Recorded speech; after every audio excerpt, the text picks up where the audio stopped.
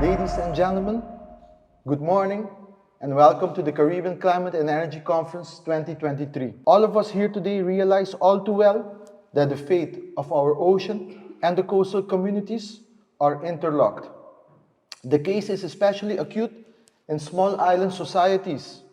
The vulnerabilities and exposure to climate change, including sea level rise, coastal floodings, beach erosion, coral bleaching, wetlands mismanagement, and mangrove decay, are concentrated and amplified across nature, biodiversity, critical transportation, health infrastructure, and society's most vulnerable groups, especially the elderly.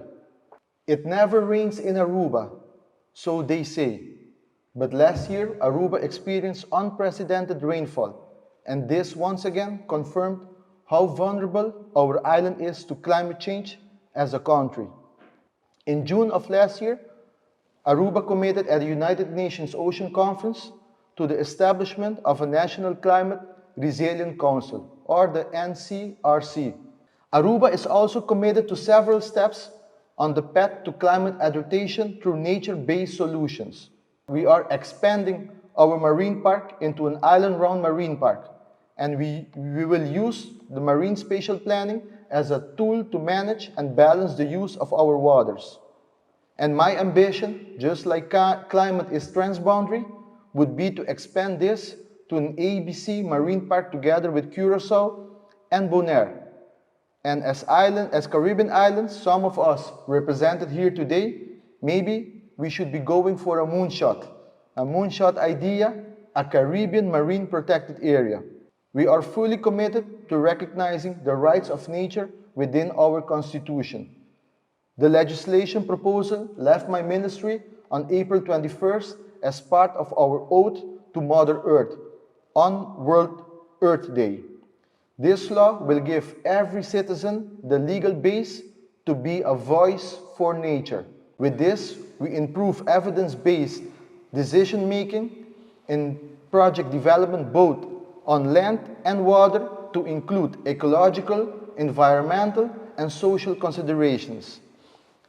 I will share one example of nature-based solutions with you this morning. Our wastewater treatment plant is a major source of concern. In our pursuit of economic growth through tourism development, we've built magnificent new resorts, but we neglected our capacity to process wastewater that humans produce.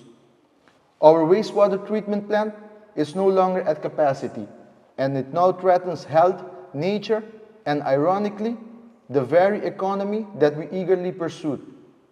With the support of international experts, we are now ready to build and install a new installation as soon as next year.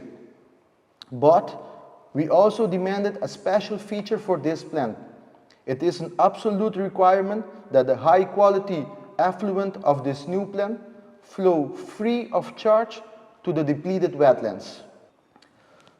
Water that is a threat will become a source of life to important bird and biodiversity areas and will serve to take the excess rainwater during heavy downpours.